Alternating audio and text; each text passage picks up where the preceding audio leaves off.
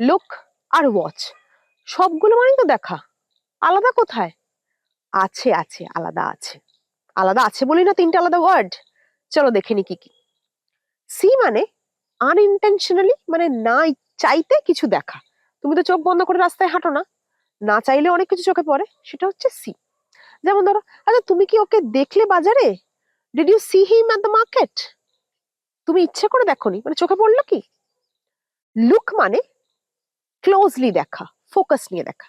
আমি যদি বলি সমস্যাটা দেখো, look at the problem. Look at the problem মানে তুমি সমস্যাটা খানিকক্ষণ ধরে ফোকাস নিয়ে দেখবে। আর ওয়াচ মানে অবজার্ভ করা, মাইনিউটলি দেখা। আমি যদি বলি ওর ব্যবহারটা খুঁটিয়ে দেখো, ওয়াচ হিজ বিহেভিয়ার ক্লোজলি। তাহলে ওয়াচ মানে অবজার্ভ করা, খুঁটিয়ে দেখা, ফোকাস নিয়ে দেখা লুক, আর না চাইতেও দেখা সি। এরকম ইংরেজি শিখতে কি করতে হবে জানো তো? English medium Bangla by SR কে ফলো করতে হবে।